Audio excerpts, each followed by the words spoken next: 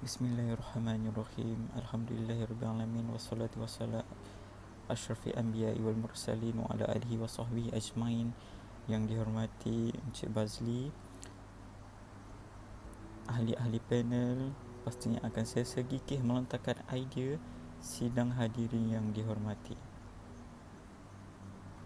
Assalamualaikum warahmatullahi wabarakatuh. Salam sejahtera, salam ilmu, keikhlasan, kecemerlangan Unimed, ahli panel dan sidang hadirin yang dirahmati Allah sekalian. Alhamdulillah, bersyukur kita kehadrat ilahi kerana dengan limpah kurnianya dan izinnya kita dapat bersama-sama dalam perbincangan bahasa dan sastra Melayu di pesada dunia. Saya Muhammad Haikal bin Harun, nombor metrik 19131808. Hadirin yang dihormati, sebelum saya perkenalkan ahli panel kita yang sigap-sigap lagi tampan bergaya, izinkan saya untuk mengupas terlebih dahulu mauduk bual bicara forum remaja kita pada hari ini. Mauduk forum kita berkisar tema bahasa Melayu, iaitu bahasa dan sastra di pesada antarabangsa.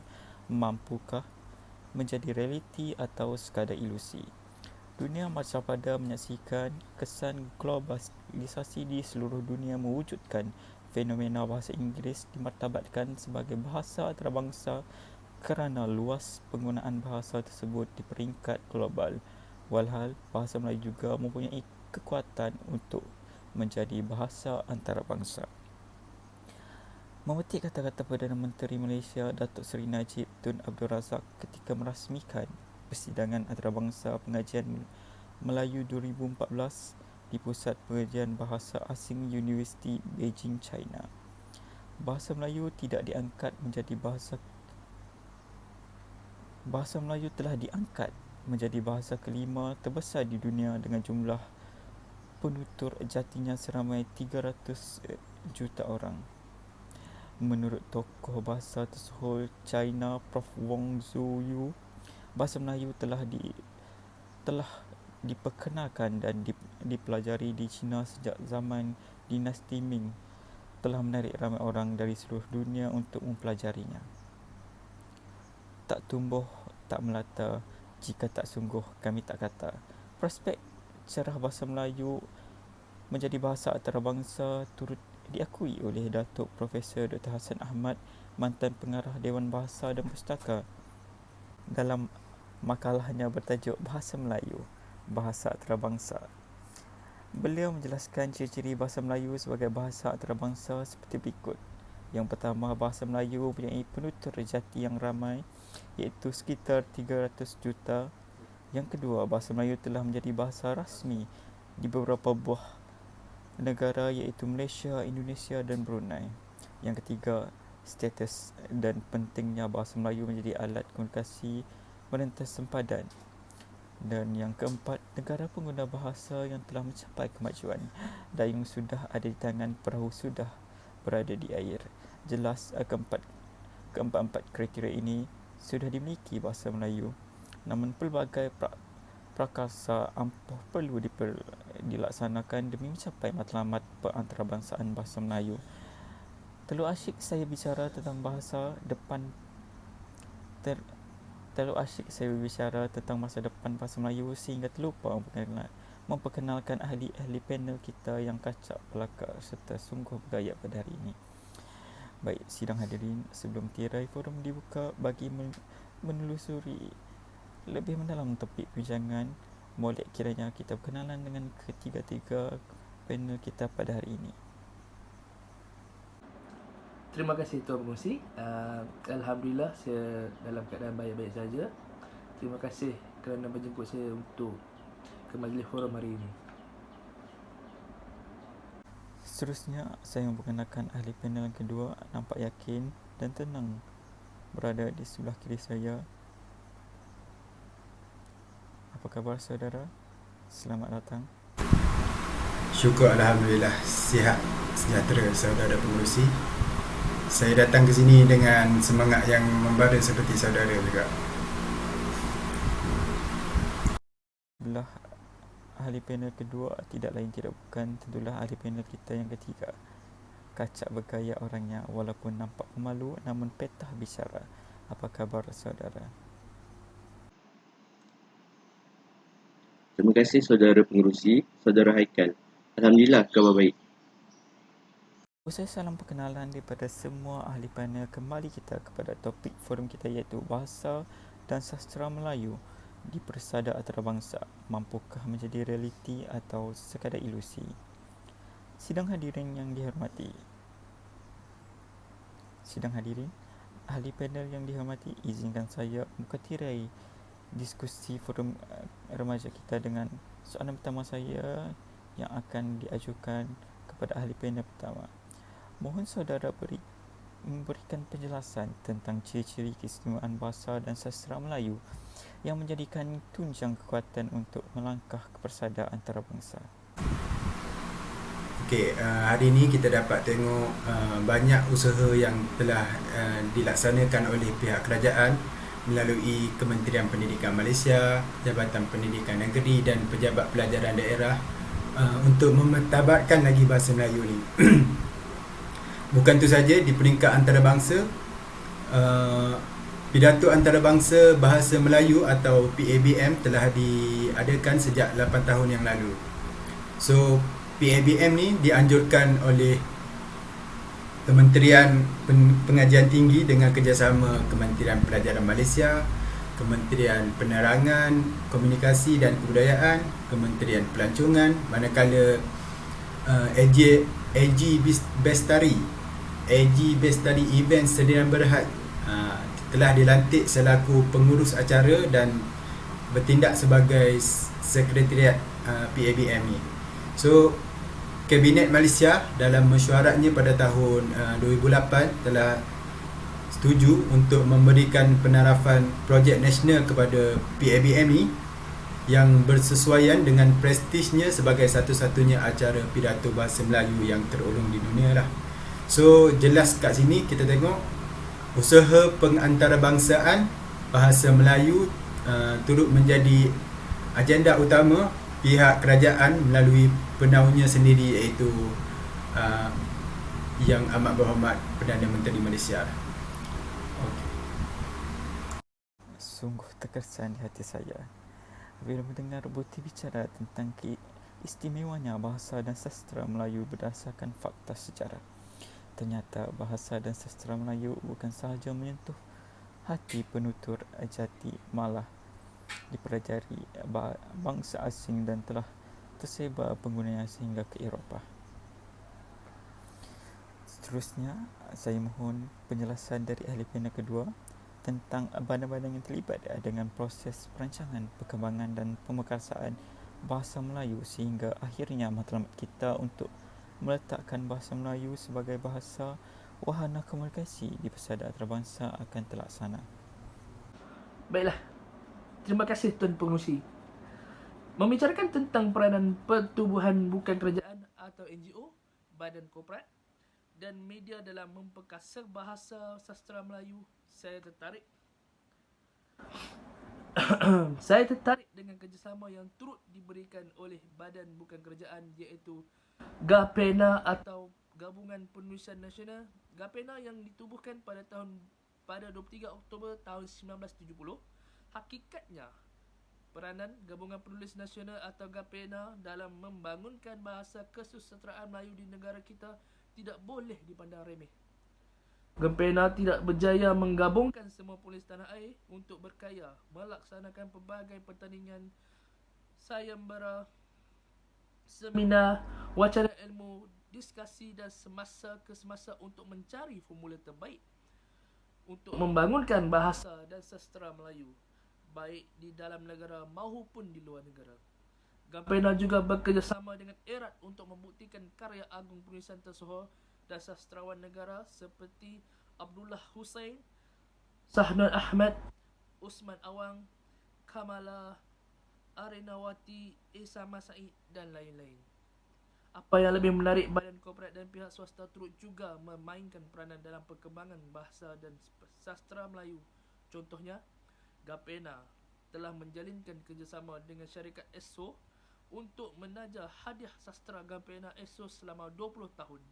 manakala Bank Bumiputera Komersial juga pernah memberikan tajaan selama 4 tahun. Saudara pengurusi majlis dan ahli panel, pada tahun itu, perkembangan bahasa Melayu di sektor swasta juga telah dilaksanakan melalui gerakan bahasa kebangsaan sektor swasta pada tahun 1956.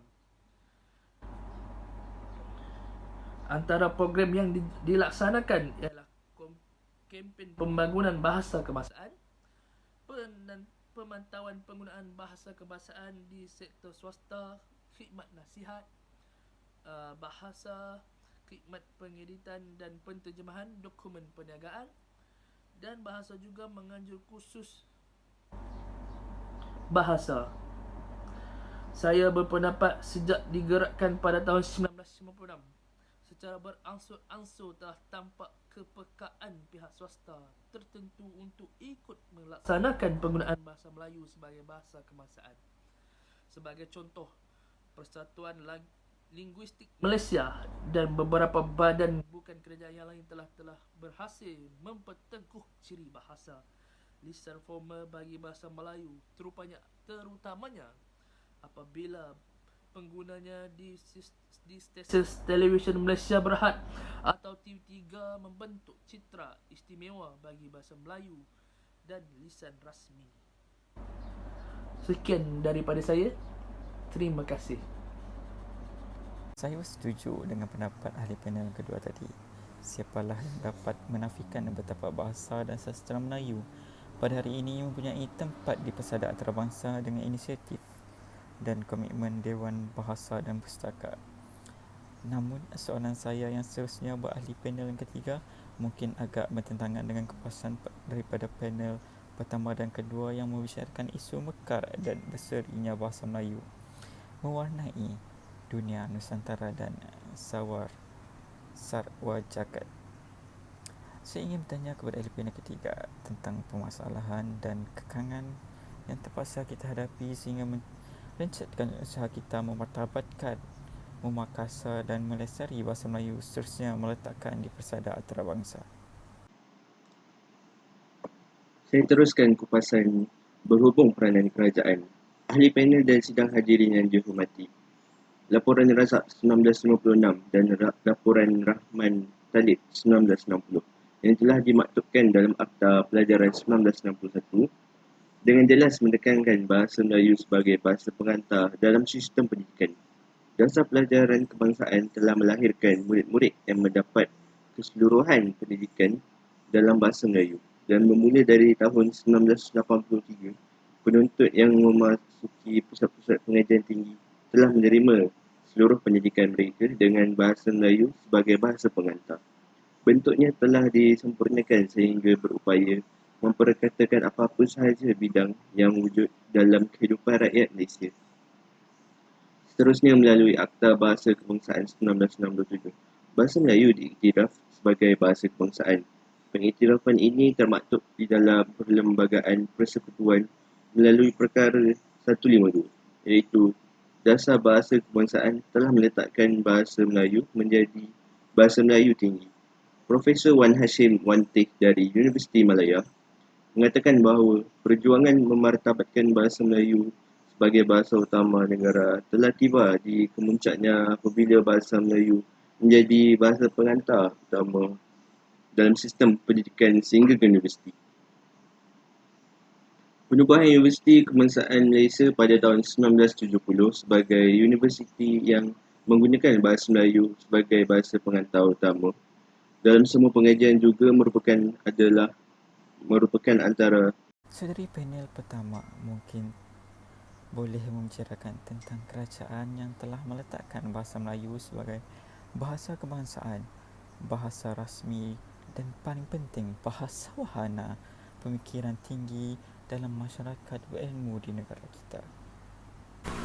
Assalamualaikum, salam sejahtera dan salam satu Malaysia.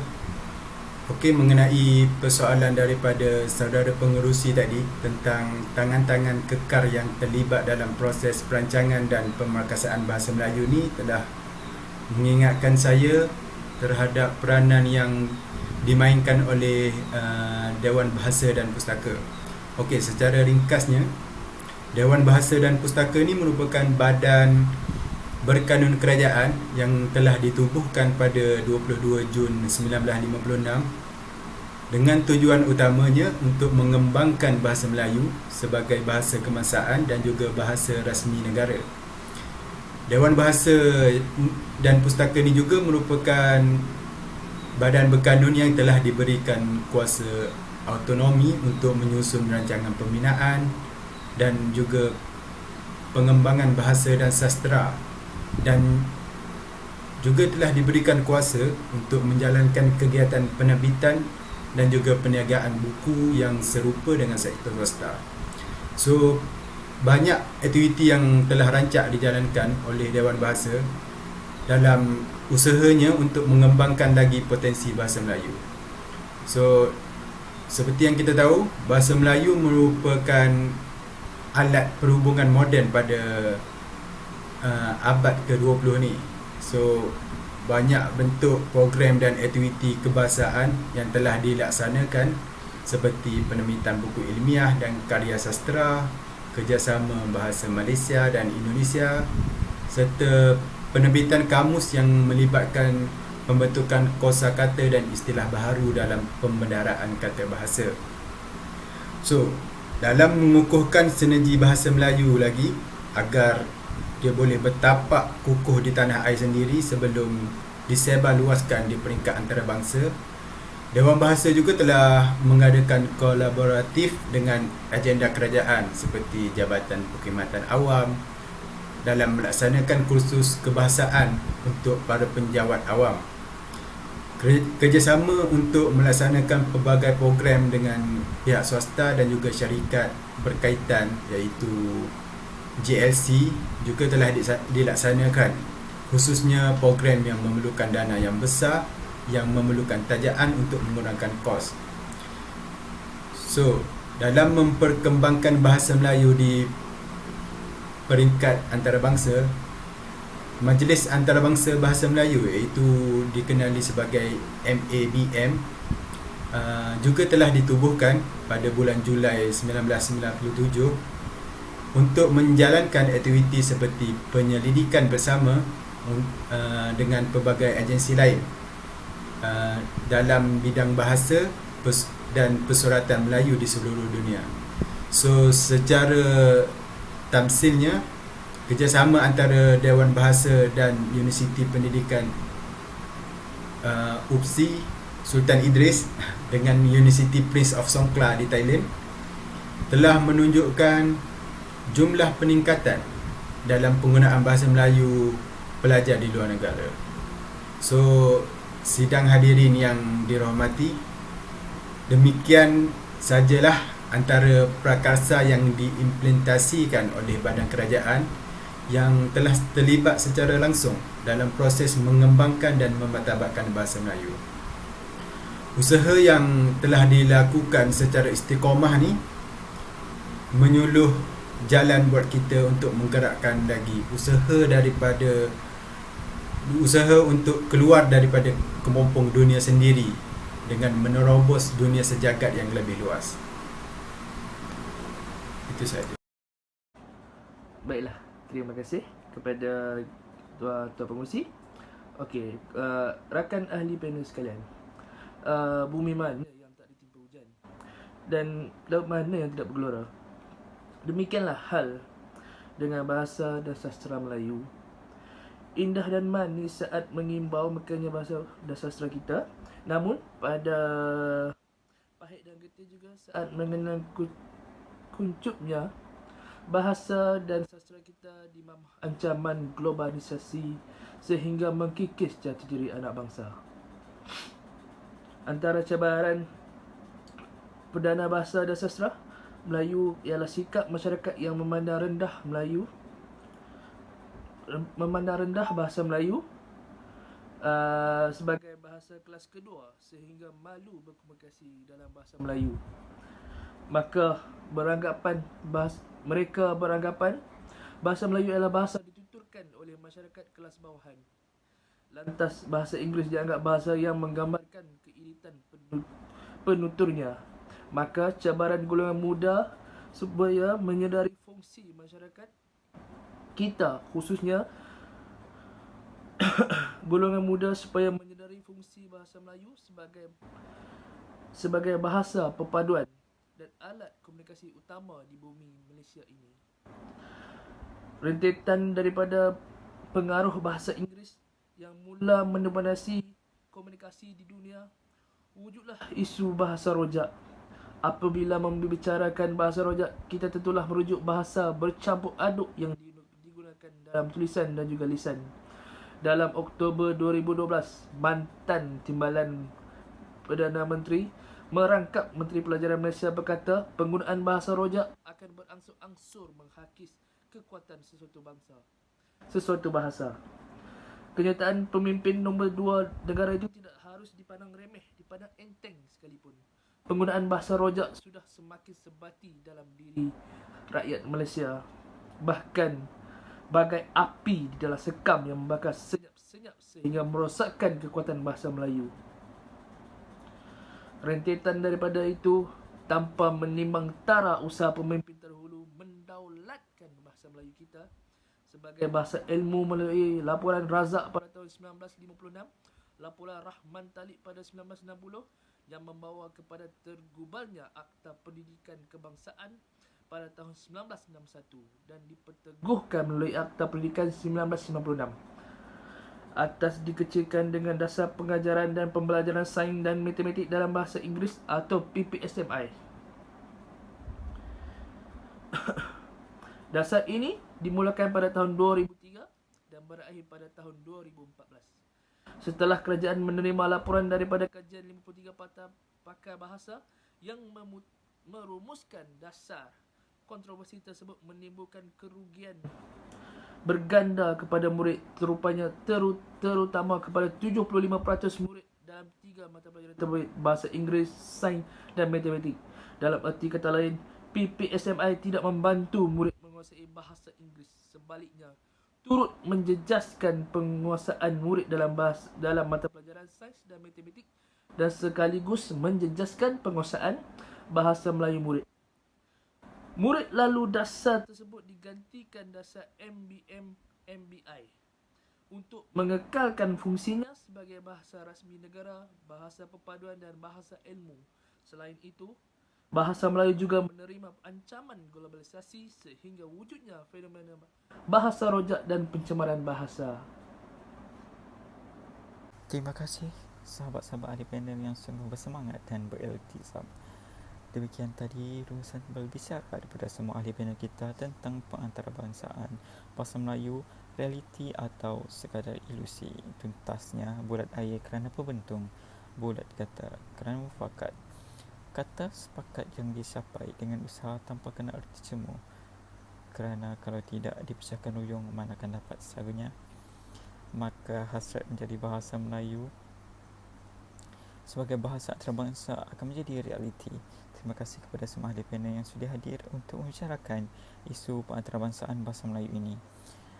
Semoga forum ini menjadi wadah melahirkan remaja yang cakna terhadap isu-isu bahasa, serta membantu meletakkan bahasa Melayu di pesada antarabangsa. Harapan saya forum ini juga mampu memberi informasi bermanfaat kepada semua hadirin yang dihormati. Sidang hadirin yang dihormati, kalau berkayuh dan sampai ke pulau, kalau mendaki dah sampai ke puncak, kita telah sampai ke hujung bicara. Entah kata salah tutur, entah maksud salah sampai. Terimalah salam bersantun, salam yang minta maaf, salam yang minta ampun. Saya mewakili ahli panel mengucapkan setinggi-tinggi terima kasih kepada semua hadirin yang sudah hadir pada hari ini. Lantaran keterbatasan waktu, saya mohon mengakhiri bicara dengan selanjutnya mohon mengundur diri. Sekian, wabillahi taufiq wal hidayah. Wassalamualaikum warahmatullahi wabarakatuh. Salam sejahtera, salam ilmu, keikhlasan, kecemerlangan, iman.